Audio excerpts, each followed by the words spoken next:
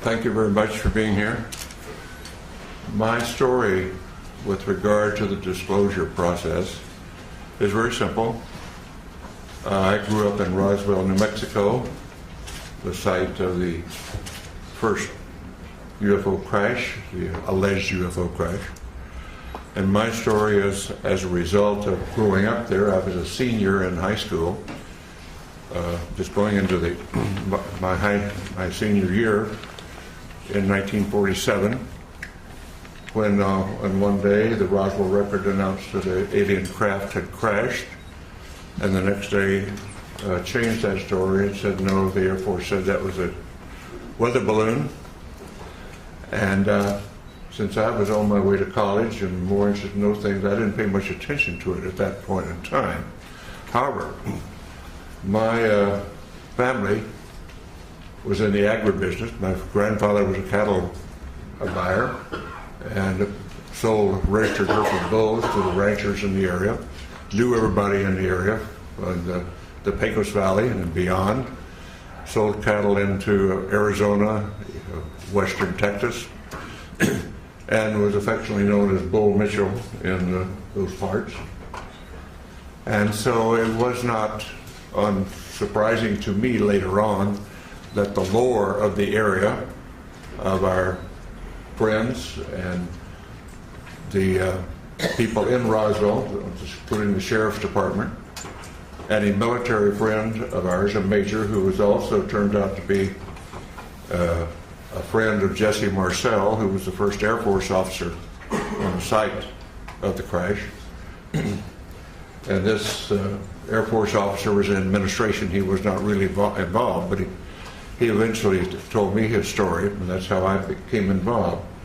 So after my Apollo flight, I did very little. I knew nothing but the lore of the region up until that point. But after my Apollo flight, when I was back in the area and visiting relatives and friends, some of the people in the area who had been involved, what I call the old timers, who were involved in the 1940s, 1947, and subsequent with the Roswell crash, and people like in the sheriff's department who had been to the crash site and were supervising traffic.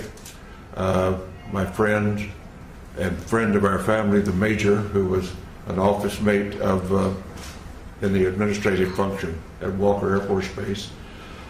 These folks, because they had been shushed and told not to talk about their experience by military authority in those days, and on dire consequence if they did, felt that here in the 70s, many years later, that they didn't want to go to the grave with their story. They wanted to tell somebody reliable. And being a local boy and having been to the moon, they considered me reliable enough to whisper in my ear their particular story and their association with the Roswell crash, including the family of the undertaker who provided coffins for the alleged alien victims, and others on site who had been involved or knew the story. And of course, eventually I ran into Jesse Marcel Jr., the son of the Jesse Marcel, who was the first military officer on the site, and knew his story, and I knew his story well, and we became friends in later years in this disclosure movement. And at some point, about 10 years ago, and I can't remember what date it was right now, when the disclosure movement was going strongly, I came here to Washington with a Navy commander by the name of Will Miller and Dr. Stephen Greer, and we were able to get an appointment at the Pentagon to talk about what we knew, or what we allegedly knew, what we thought we knew, and went and told our story. And the powers that be at the Intelligence Committee of the Joint Chiefs of Staff listened to our story and said, the Admiral said, well, I don't know that story. I don't know that that's true, but I will find out.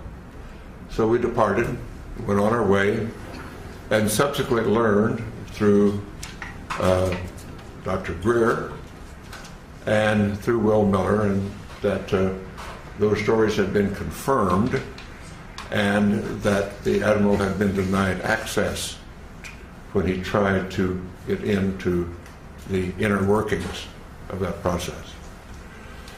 And we had confirmation of that, although that Admiral now denies the fact that this is the fact. So my story is essentially that I do have no first-hand experience with the ET effort, except the fact that I know all of these research people that you'll hear from today, and some who are not here today, who have spent a long amount of their lives and time doing research into the alien visitation, UFO crashes, and so forth. And I urge that those who are doubtful read the books, read the lore, and start to understand what has really been going on, because there is no doubt we are being visited. And as a person who is a part of the first generation of being a spacefarer of our civilization and having gone to the moon, and realizing that I do, and many of us do now, that have seen the Hubble pictures from space, the universe that we live in is much more wondrous, exciting, complex, and far-reaching than we were ever able to know up to this point in time. And the fact we have wondered, were we alone in the universe forever? Only in our period do we really have evidence, no, we're not alone. We are just one planet with intelligent life on it, and probably it is time, now that we are spacefarers on our planet, that we get active, because we're really universal beings. And in the long stretch of things, if we think about it in the longest possible range, we realize, and I realize this from my studies in astronomy and astrophysics, our sun will burn out in due course, and we have to be off this planet if our species is to survive. So anybody, any species, any planet that is on around the mainstream star like ours is, only has a finite amount of time on that star before it burns out. And so our destiny, in my opinion, and we might as well get started with it, is become a part of the planetary community of nations, of planets, just like when we were much newer on this planet, and we found tribes over in the next valley or across the next mountains, and we started forming communities then and reaching out beyond ourselves. At this point in human history on this planet, we're now starting, and ready should be, to reach out beyond our planet and beyond our solar system to find out what is really going on out there. And the 20th and 21st century that we now live in, the beginning of the Industrial Revolution really didn't take off until the 19th century. And I tell the story to some of my younger audiences, particularly in schools, that my great-grandparents went across from South Georgia to West Texas in a covered wagon at the end of the Civil War in the 1870s.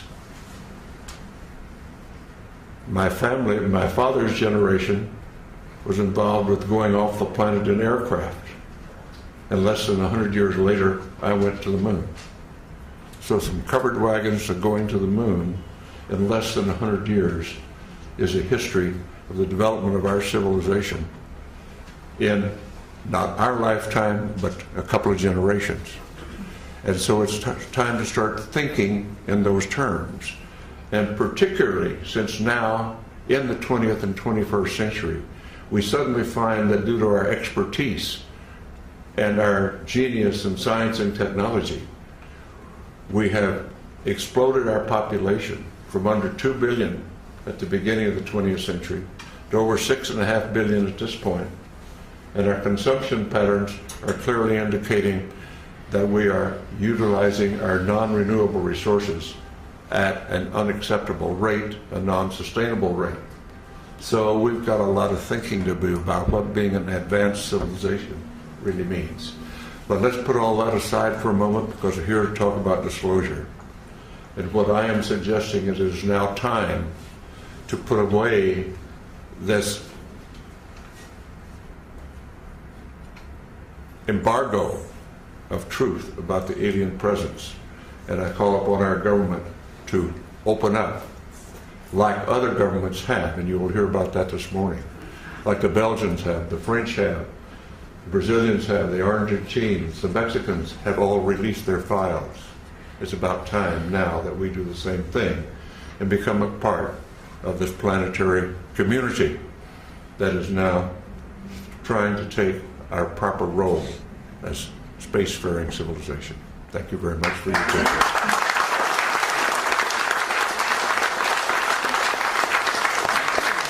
All right, now, would any of the media like to ask either of these gentlemen a question at this point? Any of the reporters? Yeah. Oh, Alan? can you tell us, Dr. Mitchell, exactly what the locals of Roswell told you, if you could remember specifics? On the mic. Yeah. The essence was that the Roswell event was an alien craft, that it was not of this planet. That's the essence. What they really told me was their particular, each one had some particular part of it, like a sheriff's deputy was controlling traffic but heard from what the other people what was going on.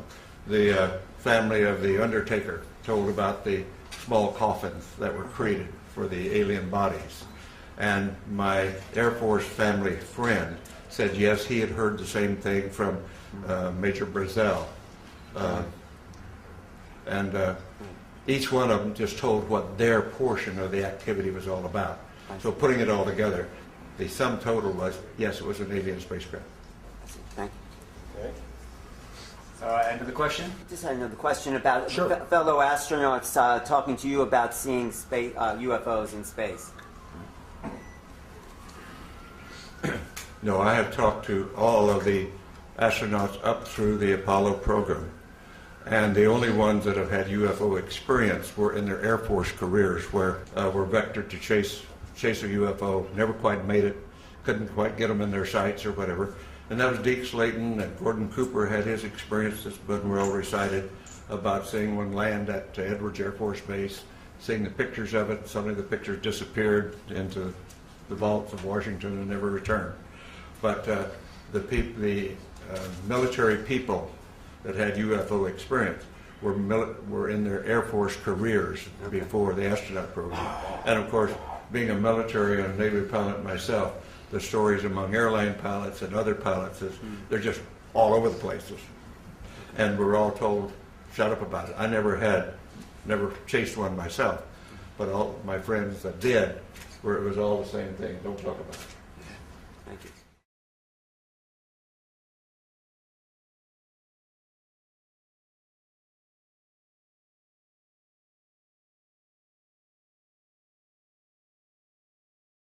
You know, on April 20th last year, a little over a year ago, you spoke, of course, at the X Conference 2009, and then you appeared at the National Press Club. And as part of the press conference, which was covered by CNN and the Washington Post and the Washington Times, etc., and broadcast by CNN worldwide, you called on the Obama administration to end a truth embargo, to disclose, to release all the UFO files. It's the first person that I'm aware of that has done that of your stature. There were some people that did that back in 2001, and it's happened.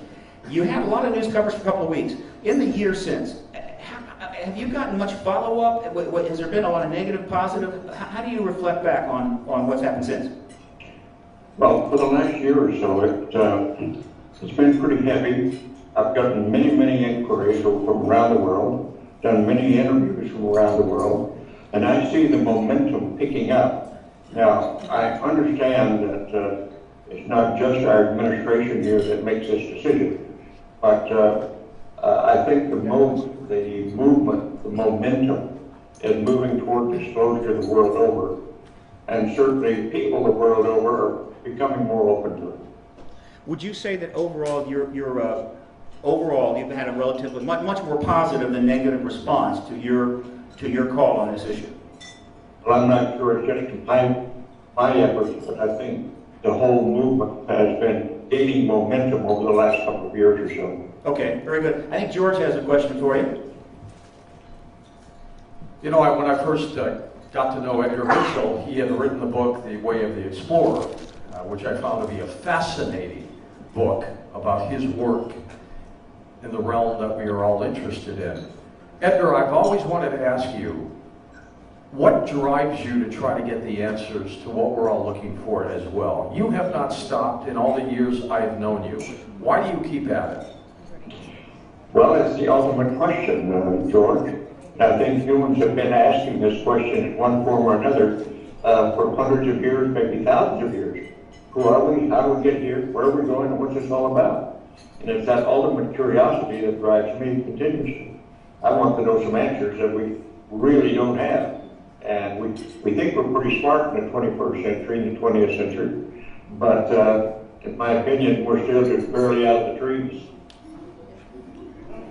Okay, Cheryl's got a question for you. Oh, right, Dr. Mitchell. Good to see you again. Thank you. Good to see you. There she is. Hello. Hello. It was fun last year sitting with you at the table, though, right, with George Norrie and you. And we like to have you here in person, but this year this is second best, isn't it? Just doing it. Out of curiosity, could you bring us up to date on how Quantrek is doing? And Well, Quantrek has great hopes. We have a lot of people interested. We still are short on funding. We need more funding, and we're going out after that very actively at this point. And hopefully, we've got some promises. We've got some interested investors, and we'll see what the next few months brings. Edgar, for the audience, could you quickly describe Quantrek's mission? I'm sorry, say that Could you again. quickly describe Quantrek's mission? Okay, Quantrek is a sister organization to my Noetics Foundation, but more focused on the hard sciences of physics and biology. And we now understand, just in the recent years, that the quantum world is at the basis of our perceptual mechanism. I often tell little simple stories to help get the idea across. In the English language, we call intuition our sixth sense.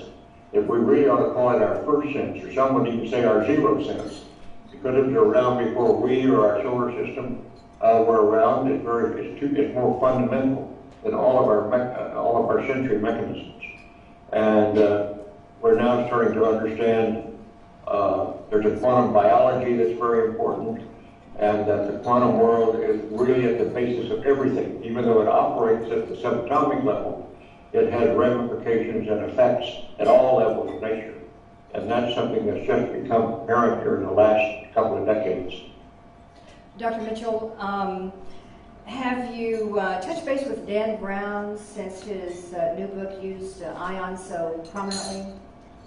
I have not personally been in touch with Dan Brown, but I understand some of the people out at Noetics have.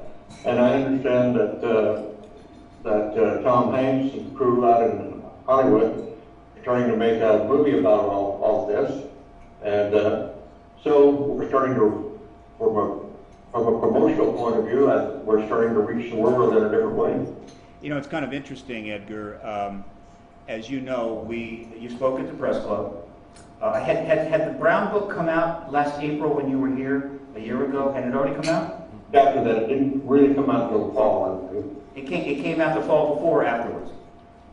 No, after, I believe. I can't remember. I'm sure. Okay, but I think what happened is you got Edgar comes to the Washington, he comes to the press club, and he calls for disclosure, right? Which is highly exopolitical. Then Brown's book, The Lost Symbol, comes out. It's about Washington. It's about secrets. It's about the intricate arrangements and what have you. And he chooses to make ions a highly featured part of the book in a very positive way. It's all upscale. And because he did that, he never even asked permission. He didn't check with Edgar. He didn't check with ions. He just did it, knowing that when it came out, they'd be going, "Yay, that's fantastic." So you see the kind of the circle being closed here in a way. It's all kind of coming around. Edgar, I've got a question for you. And this gets down to the nuts and bolts, the real stuff that is going to affect the lives of just hundreds and hundreds of millions of people. It's a real simple question. This is a massive oil slick that's now spreading in the Gulf of Mexico, a huge advertisement for why we need to know what has been done with any ET-derived technology, particularly the new energy physics. Oh, we lost him again. Edgar, we've lost you again. The sound went off. Hang on, Edgar. Let me tell you something. If you knew what had happened in the last 3 days, you guys would be picketing the CIA big time. You'd be down there with the signs, because somebody is running an op here, all right? Because the weirdness is gone over the top. And so I am so proud.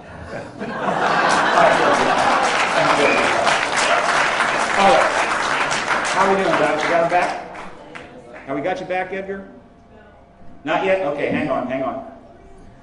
How could we have him and then lose him? Oh, no, I know. He just went around the backside of the moon. He is out of touch. Right? And you back? Almost. Still no? I'm sorry. He's back. You're back. Edgar's back. Okay. About the Gulf of oil slick, huge advertisement. We've got to get at that ET physics. Would you agree? Yeah. Could you elaborate on that just a little bit, Dr. Mitchell? Could you be a little more specific?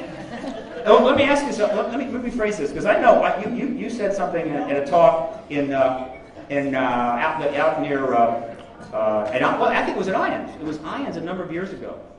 You are convinced that we have extraterrestrial derived technology in our laboratories and have been working on it for many years. Isn't that the case? Well, I can conjecture or postulate that. I do not know that for an absolute fact. Yes. But I suspect the more I have studied, the more I've become familiar with ET and ET technology. They've been around for a long time, and we've been studying it for a long time. And the more we study it, the deeper, farther back it goes. All right, another question from the ever more fit George Norrie. Kidding, Edgar. Kidding. That's stuttering me. Edgar, every time I tell people I know you and that you walked on the moon and you were part of Apollo 14, they all say, he saw things on the moon. He's just not telling us. And I have said, if Edgar Mitchell had seen things unusual on the moon, he would tell us. You're absolutely correct. But you believe that there has been an ET presence. How come? Well, I believe there's been an ET presence because I grew up in the Roswell area, and that was part of the polar.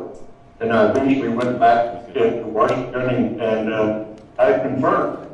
Now, that's a long story short, but I know virtually all of the major investigators. I've been studying myself, although this isn't my primary interest, hasn't been for years. I'm pretty knowledgeable, and I do know most of the work that has been developed over the last many years, and I've been studying the work that goes back for centuries. And there seems to be a history here that we just know nothing about with our modern knowledge. When we were here last year, Edgar, you grabbed my arm at the dinner table and said, I want to be the oldest astronaut to go back into space. There are 3 more shuttle flights left. You going to make it? Well, I'm not planning on those, using those, none of those. The story you're referring to, George, is happened after Glenn. John Glenn went back the first time at 77, and people started asking me, do I want to go back into space or go back to the moon or do whatever? And I said, of course, but I'm going to wait. And my smart ass remark was, I'm going to wait till I'm 100 and beat John's record. I get that out into the culture and keep coming back to haunt me, so I guess I'm going to have to do it, you see. Go ahead. Oh yeah, at 100. Okay, 100's good. 100's good. But you know, Edgar, I'm looking at you and I'm seeing that kind of smile on your face. You're going back into space on anti-gravitic drive, aren't you? I'm going back on it. You're going to go back into space on anti-gravitic drive, right? None of this chemical rocket stuff anymore. something like that. The oldest man to go into warp. It could happen. All right, Edgar, I have a quick question. And this we'll wrap up here.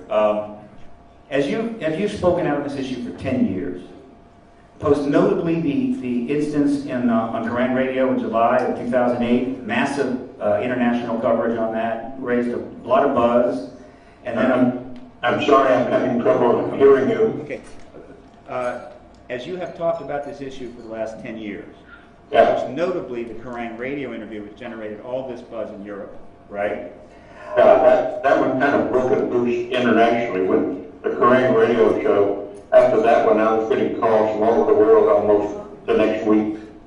It's kind of interesting when you talk about something for 8 years, and then suddenly you just say it in a certain venue, and it's like you just said it for the first time. Oh my God, he thinks there's ETs, and you're running right you did for 8 years. Absolutely, that seems to be the way things happen. And of course, I knew about that radio show, and of course, that's one of the reasons why I started to move very, very quickly to see if I could get you more deeply involved. And of course, at the press conference, where we got the second round of very significant coverage. And we would have had more. Your son was ill, you had to leave, otherwise you'd have been on Larry King that very night. My question is this: as you've done all this talking, do you feel the presence of Gordon Cooper just over your shoulder, who tried to bring this issue out repeatedly in the late 70s and in the 80s, and he went to the UN and so forth? Gordon was very open about the ET presence and his experiences. Several of the astronauts, including Gordon, had experiences before their astronaut experience, and they talked about that. But he continued to talk about it, even very openly for many years, until he passed on. One last question, then we'll let you go. This is a little bit, well, no, this is appropriate. It's a wonky question, wonk question, W-O-N-K, from Washington at the Press Club. Your thoughts about President Obama's vision, policy that he went down to Florida to talk about? What is your fundamental thinking about where he wants to go now with the space program? Or where he doesn't want to go? Well, are you asking my comment? Is that what you're asking? What are your thoughts on the administration's policy as announced by President Obama in Florida down at the Space Center, I think a few months ago? Well, I certainly don't disagree with what he was saying. I do think we need to go back to the moon and do for no reason, better reason, to get our experience base up again, to protect technologies, because it's a lot closer to go to Mars. Really, we should go on to Mars, I believe. And I think I applaud the president trying to get the entrepreneurial and the business community, industrial community more involved in taking the lead. He's got an awfully tough job on his hand correcting the excesses of the collapse of the global economic system and our own economic system that he's had to deal with. So I don't fault him for some of the decisions he's made, but he is suggesting we need to move forward and we need to get the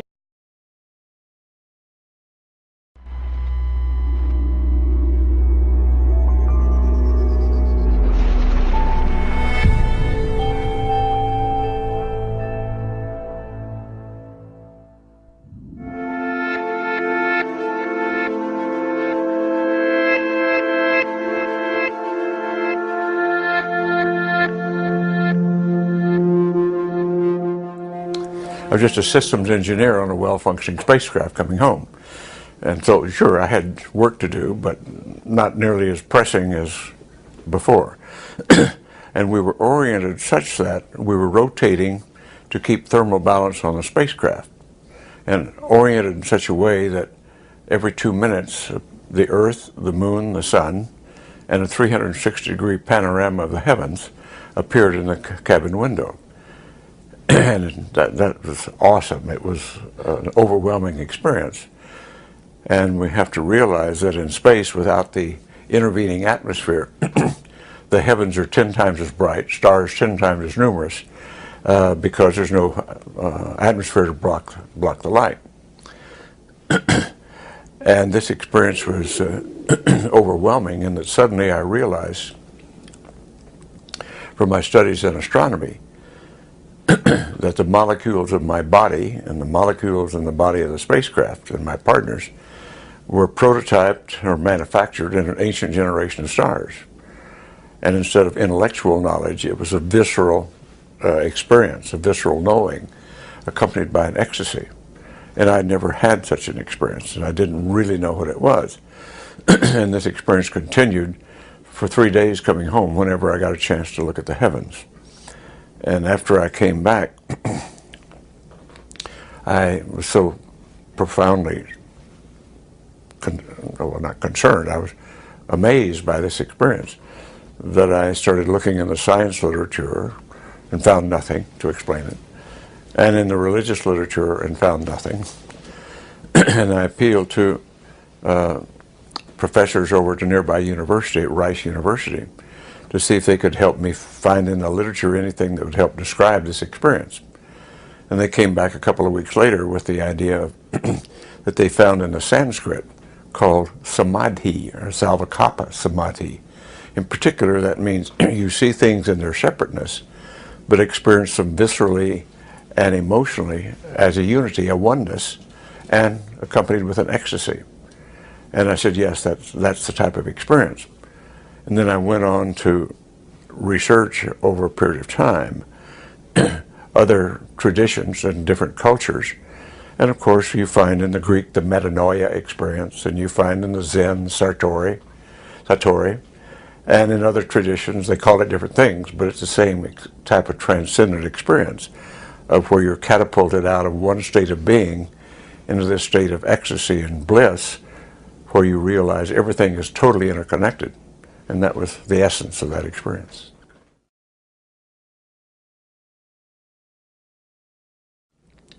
Since we were the first generation of spacefarers from Earth, that the questions human had been asking for all time about who am I, where did I come from, what's my relationship to the cosmos, that now that we were the first generation of spacefarers, maybe we really needed to be asking that question all over again. And my answer to that was to form an Institute of Noetic Sciences and to use the tools of science to understand consciousness, because consciousness had not been a proper subject in science for 400 years. And I thought now that we had quantum science perhaps and spacefaring, that perhaps we ought to readdress that subject. And that was the basis of starting Noetics. The conclusions concerning consciousness are still incomplete, but it's clearly rooted in the quantum nature of things. And for the last 80 years of the 20th century, the physicists have insisted that quantum mechanics only pertained to subatomic matter, and they continue to adhere to the Cartesian dualism that said body, mind, physicality, spirituality are different realms of reality that don't interact. And it turned out to be dead wrong. That's just not the case. That the quantum entanglement phenomena causes effects at all scale sizes of nature, not just a subatomic realm.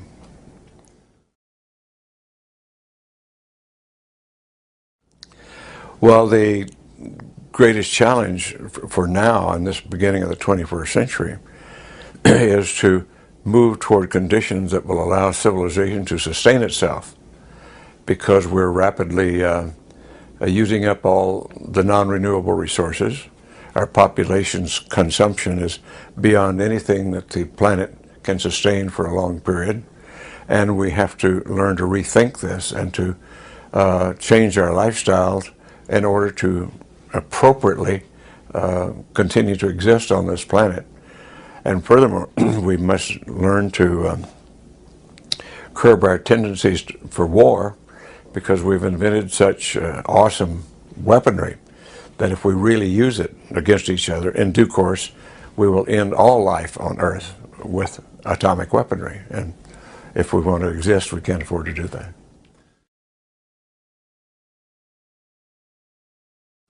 Well, we don't know nearly all we would like to know, but certainly life in the universe seems to be ubiquitous. The notion that we are alone in the universe is clearly absurd, particularly when we, with the modern Hubble telescope pictures, we start to see the vastness of the universe and the vast galaxies and galactic clusters filling all of space that we can observe far beyond anything we've imagined before having those pictures. And so it puts a new impetus on the smallness of our little galaxy and our little solar system as just a tiny little speck of sand in the greatness of all that's around us. But the likelihood that we're the only living substance in all of this is absolutely absurd.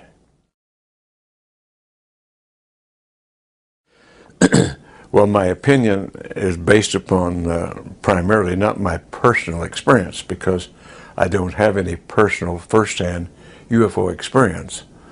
Only the fact that I grew up in Roswell, New Mexico, which was the site of presumed alien crash in 1947, and which, from what I call the testimony of the old-timers who were there and who had been hushed up by government authority, military authority, almost on pain of death at the time, and who had harbored their knowledge quietly for years, as when I came back from the moon and I was a local boy, they considered me safe enough to tell their story to, that they were a part of the recovery effort and the observer of the so-called Roswell crash, and that they knew for sure that it was an alien craft. And subsequent sightings, subsequent evidence has reaffirmed all of that we are being visited and have been visited by alien spacecraft and alien beings. And our governments around the world have covered it up, but only recently other governments have started to open their files, except the United States has still not started opening its files. But most of the major countries in Europe, South America, that have these files, and in Mexico, well, Belgium, France, Brazil, and Argentina, and Mexico have opened their files. And the United States has not, and that's what much of our effort now is all about, is to get these files of the United States opened up for public inspection.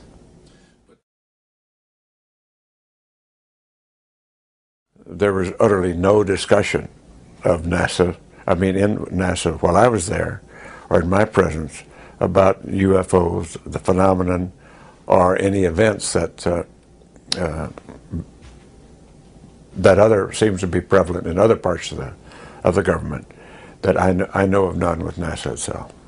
Because there have been rumors that some of the former astronauts have kind of come forth with information that they have seen or that they know of sightings. Well, there are some astronauts that had experiences, and those I have talked to up to the Apollo program, those experiences that they had were pre-NASA. They were during their Air Force careers, while they were either being vectored to chase UFOs, or in the case of Gordon Cooper, while he was at Edwards Air Force Base, observed one landing in the premises. And so those stories they have told. But I know of no stories up to the Apollo program of astronauts having encounters in space of any sort. Because this is, of course, the big question. When some of our researchers, our ufologists now say that there is something going on all the time around us, and there's thousands of sightings, and NASA seems to, well, know nothing about it, or well, no, officially NASA knows nothing about it, because that's not their mission. And I suspect that during the shuttle program, not the Apollo program, but we were talking about going to the moon. But I do understand that from some of the shuttle astronauts, there has been some incidents. I am not versed in those incidents, but I have talked with virtually all of the Apollo astronauts, and in space we have nothing to report. Well, it's my hope that we open this whole issue up, and as I have said frequently, we're at a point in history where we have to become a part of the neighborhood of inhabited planets, rather than like a neighborhood of a community, which we have not even acknowledged that that community exists up until this point. But what will it take for the national governments, and especially the American government, to come to a point of disclosure? It will take a real emphasis and effort on the part of the citizenry to accept these phenomena and start to move out in a new way. And we talk about that as paradigm shift, a change in thinking, and that has to take place here. You have been one of the four front runners now in this campaign, so to say, over the last years. And how have you been met among both the public and the media, and also your colleagues? Well, the public and the people I've talked to have been receptive. As we both know, the media has not been receptive up until now. But in the last year or so, it seems to have markedly changed. Whether that was a one-time event remains to be seen. But the media interest has changed in 2008 and now into 2009 quite differently than it was before that. Well, for some of us who have been studying the phenomenon, we consider quantum fluctuations in the zero-point energy field, which is all space, as the source, the ground of being, the source of all existence, and that matter has arisen from that. And if there was a Big Bang, it had to come out of the zero-point field. The question of how did the Big Bang arise is a valid question. But most of us now are thinking, that have studied the phenomenon, that we're really dealing with constant creation of matter from the zero-point field, as opposed to a Big Bang. Now that may take another decade or two to validate, or it may be invalidated. But at the moment, the Big Bang seems to me to be very suspect as a source of all being. So what science now defines as dark energy or dark matter, it might be something... Some of us postulate that it could very well be proto-matter coming into being. And it's too early to... We haven't proved that or validated that with science yet. But it's my thought that that is where this is going, that maybe we will be able to do that in the next decade or so. About 10 years ago, and I can't remember what date it was right now, when the disclosure movement was going strongly, I came here to Washington with a Navy commander by the name of Will Miller and Dr. Stephen Greer, and we were able to get an appointment at the Pentagon to talk about what we knew, or what we allegedly knew, what we thought we knew, and went and told our story. And the powers that be at the Intelligence Committee of the Joint Chiefs of Staff listened to our story and said, the Admiral said, well, I don't know that story. I don't know that that's true, but I will find out. So we departed, went on our way, and subsequently learned through Dr. Greer and through Will Miller, and that those stories had been confirmed, and that the Admiral had been denied access when he tried to get into the inner workings of that process. And we had confirmation of that, although that Admiral... Thank you very much for being here. My story with regard to the disclosure process is very simple. I grew up in Roswell, New Mexico, the site of the first UFO crash, the alleged UFO crash. And my story is as a result of growing up there. I was a senior in high school, just going into my senior year in 1947, when on one day the Roswell Record announced that an alien craft had crashed, and the next day changed that story and said no, the Air Force said that was a weather balloon, And since I was on my way to college and more interested in those things, I didn't pay much attention to it at that point in time.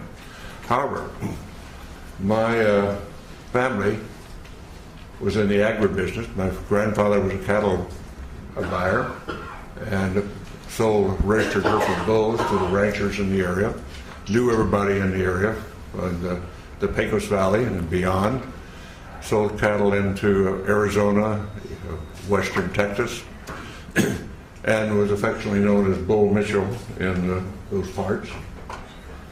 And so it was not unsurprising to me later on that the lore of the area, of our friends and the people in Roswell, including the sheriff's department, and a military friend of ours, a major who was also turned out to be a friend of Jesse Marcel, who was the first Air Force officer on the site of the crash.